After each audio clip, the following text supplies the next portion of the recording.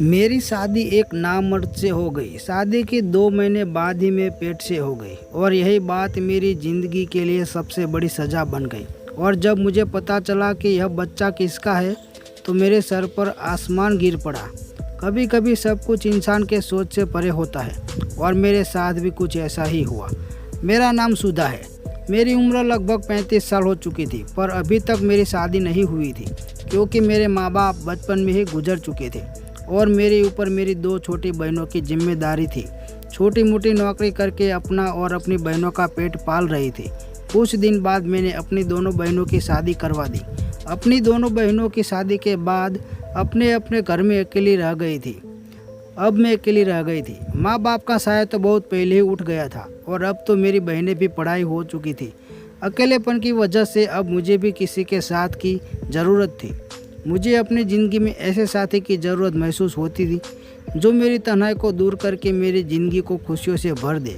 पर मेरे घर में कोई था ही नहीं और मेरी उम्र ज़्यादा होने की वजह से मेरे लिए कोई रिश्ते भी नहीं आते।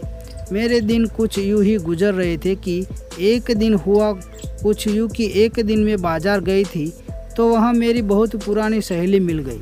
हम दोनों एक दूसरे से बहुत दिन बाद मिले थे।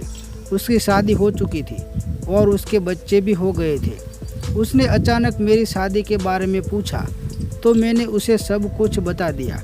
बातों ही बातों में उसने मुझे बताया कि उसका एक भाई है जिसकी उम्र लगभग 40 साल के करीब हो गई है। उसकी शादी हुई थी पर उसकी पत्नी इसलिए उसे छोड़कर चली गई क्योंकि उसका भाई अपनी पत्नी को औलाद की खुशी नहीं दे सकता था।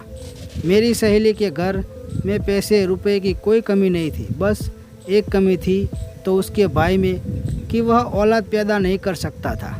अभी वह मुझसे यही बातें बता रही थी कि मेरे मुंह से अचानक निकल गया कि तुम अपने भाई की शादी मुझसे करवा दो और मैं तुमसे वादा करती हूँ कि कभी भी मैं तुम्हारे भाई को छोड़कर नहीं जाऊँगी और ना ही उन्हें किसी बात के ताने दूंगी। मेरी बातें सुनकर मेरी दोस्त हैरान हो गई। उसने कहा, इतनी बड़ी सच्चाई जानते हुए भी कि मेरा भाई एक कभी बाप नहीं बन सकता, तब भी तुम मुझसे शादी करने को तैयार हो। मैंने उससे कहा कि इस तरह के ले जीने से तो अच्छा है कि मैं तुम्हारे भाई का सहारा बन जाऊं और वह मेरा सहारा बने। आखिर मैं कब तक अकेले रहूंगी? मेरा हाल तो ऐसा है कि अगर मैं मर जाऊं तो किसी के कानों कान तक खबर नहीं होगी। मेरी सहेली मेरा यह फैसला सुनकर तो बहुत खुश हुई क्योंकि उसके घर में किसी औरत की ज़रूरत थी। उसकी माँ बहुत पहले ही गुजर चुकी थी। उसका भाई अपने बूढ़े बाप के साथ रहता था। उसने कहा, ठीक है, मैं यह बात अपने भाई से पूछकर बताऊंगी। वैसे तुम्हें शादी को पक्का ही समझो क्योंकि मेरे भाई को तुम्हारे ही जैसे किसी साथी की ज़रूरत है।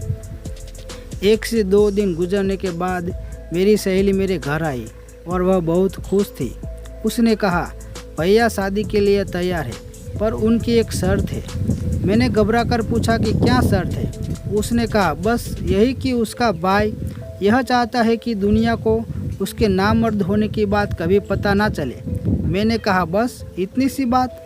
तुम और तुम्हारे भाई इस बात के लिए बेफिक्र रहो। मैं भला क्यों दुनिया को बताने जाऊंगी कि मेरा पति नामर्द है। अगले कुछ दिनों में मेरी और सुधीर की शादी बड़े धाम-धूम से हुई। लोग तो यह देखकर हैरान थे कि एक अकेली लड़की का कैसे इतना अच्छा रिश्ता मिल गया। मैंने यह बात अपनी बहनों को भी नहीं बताई कि मेरा पति नामर्द है। मेरे पति का यह राज मेरे सीने में दफन होकर रह गया। मैं दुल्हन बनकर सुधीर के घर गई तो यह देखकर हैरान थी कि सुधीर का घर तो एक आलीशान बंगला था। मैं अपनी शादी से बहुत खुश थी क्योंकि मैं तो सपने में भी नहीं सोचती थी इतने अच्छे घर में मेरी शादी होगी। मेरा कमरा बहुत अच्छे से सजाया गया था। सुबह की सेज पर बैठी हुई मैं अपने पति सुधीर का इंतज़ार कर रही थी।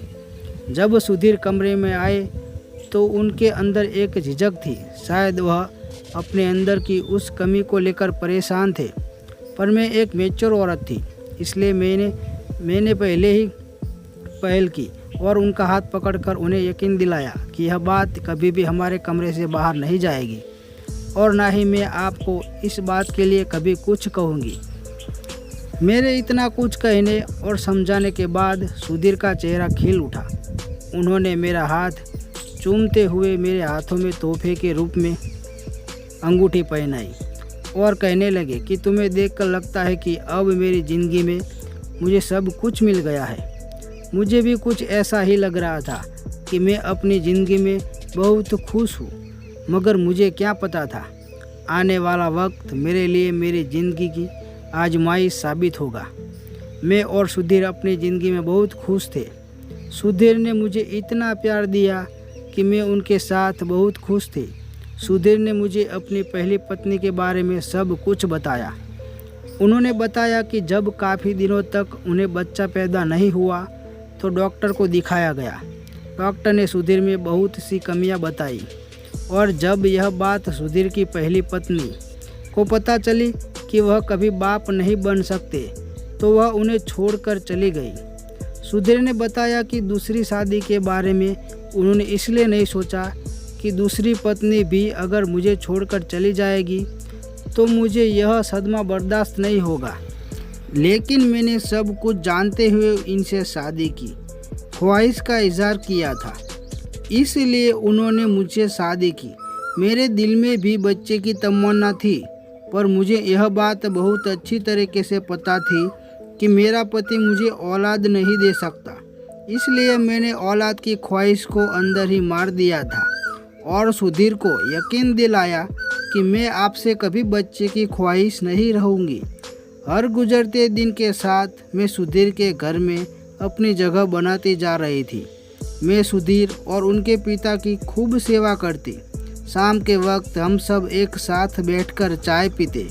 सुधीर को ऑफिस से आने में लेट हो जाता, इसलिए मुझे बोरियत महसूस होती तो मैं अपने ससुर जी से बातें करती। इनका भी दिल बहल जाता और मेरा वक्त गुजर जाता। मेरी शादी को 2 से 3 महीने गुजर चुके थे, पर कुछ दिनों से मुझे महसूस हो रहा था कि मेरी तबीयत कुछ ठीक नहीं है। एक दिन हम सब खाने की टेबल पर बैठे हुए थे, तभी अचानक मुझे चक्कर से आया और मैं गिरते गिरते बची। मेरी हालत देखकर सुधीर ने मुझसे कहा कि लगता है तुम बहुत कमज़ोर हो गई हो, अपने खाने पीने का ख्याल तो रखती नहीं हो। ठीक है, खाना खाने के बाद हम तुम्हें डॉक्टर के पास लेकर चलेंगे ताकि तुम्हें डॉक्टर कुछ ताकत की दवाइयाँ दे दे और तुम खाना अच्छी तरीके से खाने लगे और तुम्हारे अंदर की कमज़ोरी भी दूर हो जाए।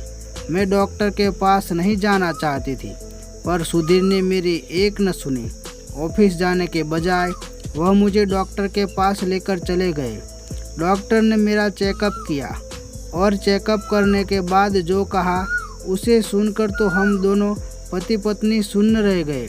डॉक्टर ने बड़ी खुश होकर यह खबर सुनाई, पर यह खबर सुनते ही हम दोनों के चेहरे की हवाइयाँ उड़ गई। मैं और सुधीर बहुत ही अजीब नज़रों से एक दूसरे को देखने लगे, क्योंकि मुझे और सुधीर को यह बात बहुत अच्छी तरीके से पता थी कि सुधीर कभी बाप नहीं बन सकते। तो फिर यह बच्चा किसका है? आखिर में प्रेग्नेंट हुई कैसे? डॉक्टर के हाथ से सुधीर ने रिपोर्ट ली और बिना कुछ कहे बाजू से मुझे पकड़कर गाड़ी तक ले आए और इतनी तेज़ रफ्तार में गाड़ी चलाई कि मेरी चीख निकल गई। मुझे भी कुछ समझ में नहीं आ रहा था कि आखिर हो क्या रहा है। हम दोनों घर पहुँचे तो मेरे ससुर जी हमारा इंतज़ार में बाहर बैठे हुए थे। हम दोनों को घर आता देख फिक्रमंदी से पूछने लगे, अब बहू की तबीयत कैसी है? डॉक्टर ने क्या कहा है? सुधीर के गुस्से का पारा हाई था। उन्होंने गुस्से में कहा कि आपकी बहू प्रेग्नेंट है, जबकि यह बात मैं बहुत अच्छी तरीके से जानता हूँ कि यह बच्चा मेरा नहीं है। सुधीर की बातें सुनते ही मेरे ससुर जी से कहने लगे, तुम यह कैसी बातें कर रहे हो? मैं हॉल में पड़े सोकर उठ गई, क्योंकि मुझे में इसमें ज़्यादा बर्दाश्त करने की हिम्मत नहीं थी। मैं बेकसूर थी, लेकिन मेरा पति खींचकर मुझे बेइज्जत कर रहा था। सुधीर की बात सुनकर मेरे ससुर जी गुस्से में कहने लगे, थोड़ा सोच समझकर बात किया करो और इस तरह अपनी पत्नी पर इल्ज़ाम लगाने से पहले कुछ तो शर्म करो। अपने ससुर की बातें सुनकर मुझे थोड़ी हिम्मत मिली और मैंने रोते हुए कहा, कि मैं नहीं जानती कि यह बच्चा मेरे पेट में कैसे आया, लेकिन मैं इतना ज़रूर जानती हूँ कि आपके सिवा मेरी ज़िंदगी में कोई नहीं है। सुधीर ने गुस्से में कहा, तुम तो चुप ही रहो। आज मुझे समझ में आया कि आखिर तुम्हारी शादी क्यों नहीं हो रही थी, और तुमने मुझसे शादी इसलिए की क्योंकि तुम्हें अच्छी तरीके से पता था कि मैं कभी बाप नहीं बन सकता। इसलिए मैं तुम्हारे हर जुर्म को बर्दाश्त कर लूँगा। लेकिन तुम गलत थी, क्योंकि मैं इतना बेवकूफ़ नहीं हूँ कि किसी और के बच्चे को अपना नाम दूँ। इसलिए बेहतर यही होगा कि तुम अभी और इसी वक्त अपना सामान उठाओ और यहाँ से चले जाओ। मेरे ससुर जी ने सुधीर को समझाने की बहुत कोशिश की, पर सुधीर गुस्से में पागल हो चुका था। वह कुछ भी जानना और समझने को तैयार नहीं था। सुधीर ने गुस्से में मेरा हाथ पकड़ा और आधी रात को मुझे बाहर निकाल दिया। मेरे रोते बिलखते अपने घर वापस आ गए। मेरा और सुधीर का रिश्ता जहाँ से शुरू हुआ था, शायद वहीं पर ख़त्म होने वाला था। यह सब सोचते सोचते मेरी तबीयत बिगड़ रही थी, पर मुझे अभी भी सुधीर की परवाह थी, क्योंकि मैं उससे बहुत प्यार करती थी। मैं सारी रात रोते ही रह गई, और रोते रोते ना जाने कब मेरी आंख लग गई। मुझे पता नहीं चला। मेरी आंख उस वक्त हुई जब दरवाजे पर दस्तक हुई। मैंने दरवाज़ा खोला तो सामने मेरी नंद खड़ी थी। रोते हुए गले लग गई। रोते रोते मैं उससे कह रही थी कि मैं बेकसूर हूँ और मुझे नहीं पता था यह बच्चा मेरे पेट में कैसे आया। मेरी सहेली, जो कि मेरी ननद थी, वह मुझे समझाते हुए कहने लगी, तुम चिंता मत करो, सब कुछ ठीक हो जाएगा। मेरी सहेली मुझे समझा कर चली गई। मुझे अपनी सहेली की बात पर बिल्कुल भी यकीन नहीं था। आखिर यह सब वह कैसे ठीक कर सकती थी। बहुत सोचने विचारने के बाद मेरे दिमाग में यह बात आई कि कहीं मेरे ससुर ने तो मेरे साथ कुछ गलत नहीं किया, क्योंकि शादी के बाद मेरी ज़िंदगी में सुधीर के अलावा अगर कोई मर्द था तो वह मेरे ससुर ही थे। पूरे दिन रात वही मेरे साथ रहते थे। सुधीर तो ऑफिस से घर आने में कभी कभी रात को 12 बजा देते थे। रात का खाने के बाद मैं अपने कमरे में जाकर सो जाती थी, तो मेरे ससुर जी कहीं मेरे साथ यह सब सोचते ही मेरे रोंगटे खड़े हो जाते। उनका मेरे ऊपर प्यार जताना और हद से ज़्यादा ख्याल रखना आज मुझे खटक रहा था। इसी सोच विचार के साथ किसी तरह मैंने एक हफ्ता गुजार दिया, और हर गुजरते दिन में भगवान से बस यही प्रार्थना करती कि भगवान मुझे बेकसूर साबित कर दो और मैं अपने पति के साथ दोबारा अपनी ज़िंदगी शुरू कर सकूं। मेरी दोनों बहनें अपनी ज़िंदगी में ऐसे मगन थी कि उन्हें मेरी जरा भी परवाह नहीं थी, जबकि मैंने उन्हें माँ बाप की तरह पाला था। एक हफ्ते के बाद जब मेरी नंद मेरे पति सुधीर के साथ मुझे लेने के लिए मेरे घर आई, सुधीर को दरवाजे पर देखकर मैं हैरान रह गई। मुझे कुछ समझ ही नहीं आ रहा था कि आखिर सुधीर मुझे लेने आए कैसे, लेकिन मेरे लिए तो बस इतना ही काफ़ी था कि मुझे दोबारा सुधीर की ज़िंदगी में शामिल होने का मौका मिल रहा है। मैं बिना कुछ पूछे उन दोनों के साथ गाड़ी में जाकर बैठ गई, पर घर पहुंची तो मैंने देखा घर को बहुत अच्छी तरीके से सजाया गया था और मेरे ससुर जी ने बहुत खुशी मन से मेरा स्वागत किया। यह सब देखकर मैं हैरान थी कि आखिर यह सब हो क्या रहा है।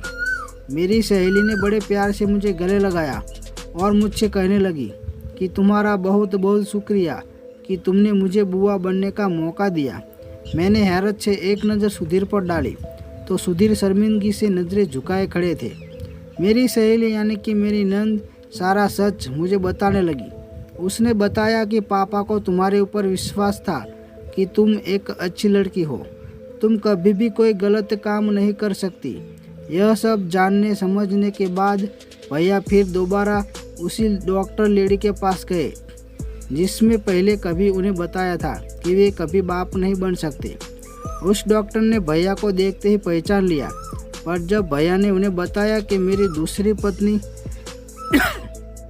प्रेग्नेंट है, तो लेडी डॉक्टर ने भाई को ऐसा सच बताया जिसे सुनकर उनके सर पर आसमान ने बताया कि भाई के अंदर कोई कमी नहीं थी। उनकी पहली पत्नी भाई के साथ रहना नहीं चाहती थी, इसलिए ऐसी दवाइयाँ इस्तेमाल करती थी कि वह कभी प्रेग्नेंट ना हो और भाई पर झूठा इल्ज़ाम लगाकर छुटकारा पाना चाहती थी और इसलिए उसने पैसे के दम पर से झूठी रिपोर्ट भाई बनाई थी। कभी बात नहीं बन सकती। यह सब होने के बाद भी दिन रात भाई को नामर्द होने का ताना देती थी। इसलिए तंग आकर भाई ने खुद ही उस औरत को तलाक दे दी। मेरी सहेली ने यह सब मुझे बताकर फिर से सुधीर की ज़िंदगी में मुझे आने का मौका दे दिया था। नहीं तो मैं इसी सोच के साथ खुद को जी रही थी कि आखिर यह बच्चा किसका है। मैं तो अपने ससुर पर ही शक करने लगी थी। सुधीर मुझसे अपने किए की माफ़ी मांगने लगे, लेकिन मुझे उनसे कोई शिकायत नहीं थी, क्योंकि उनकी जगह कोई और भी होता तो वह भी शायद ऐसा ही करता।